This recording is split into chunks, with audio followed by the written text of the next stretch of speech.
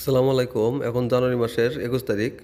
আমাদের অনেকের আম গাছেই মুকুল এসেছে, আবার কিছু, কিছু আম গাছে এখনও মুকুল আসে নাই। মুকুল না আসার পেছনে বেশ কিছু কারণ রয়েছে। তার মধ্যে একটি অন্যতম কারণ হলো এই ধুলাবালি।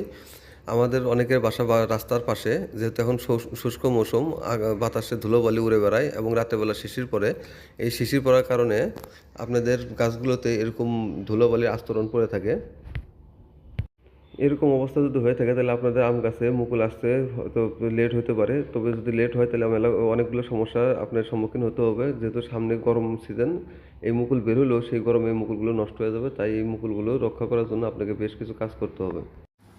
আপনাদের কাছে যদি এরকম অবস্থা হয়ে থাকে অবশ্যই তাহলে পানি স্প্রে করে পাতাগুলো ধুয়ে দিবেন। আর এই পাতাগুলো ধুয়ে দেওয়ার সময় দুটো কাজ করবেন। একটি হচ্ছে হুইল পাউডার, যে কোনো কাপড় কাচার যে পাউডারগুলো আছে সেগুলো প্রতি লিটারে হাফ চামচ পরিমাণে দিবেন, এবং সাথে একটি সাইবারমেথ্রিন গ্রুপের একটি কীটনাশক দিয়ে আপনার এই গাছগুলোকে ধুয়ে দিবেন।